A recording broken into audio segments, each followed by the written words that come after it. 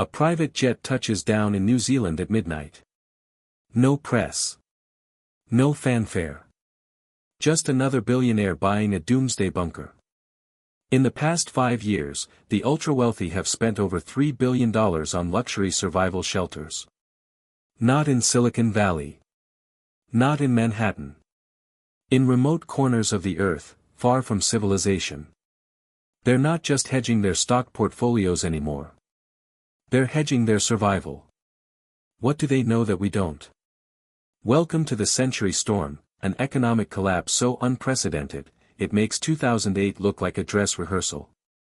And the countdown has already begun. To understand where we're headed, we need to go back. The Great Depression. Stock market obliterated. Banks collapsed. Unemployment hit 25%. Bread lines stretched for blocks. The Great Recession. Housing market implosion. Lehman Brothers gone overnight. $10 trillion in wealth evaporated. But here's the thing, those weren't century storms. They were Category 3 hurricanes. What's coming is Category 5. Economists call it systemic polycrisis, multiple catastrophic failures happening simultaneously. It's not one domino falling. It's the entire tower collapsing at once. And the signs are everywhere. Global debt has hit $315 trillion, 350% of global GDP. That's not money we owe each other. That's money that doesn't exist. Central banks printed $25 trillion since 2008, inflating the biggest everything bubble in history, stocks, real estate, crypto, bonds, all artificially propped up. And now, the air is leaking out. So how does a century storm actually form? Think of the global economy as a massive chin tower. Each block represents a system: banking, supply chains, energy, food, currency. For decades, we've been removing blocks from the bottom and stacking them on top. The tower grew taller, more impressive, but dangerously unstable.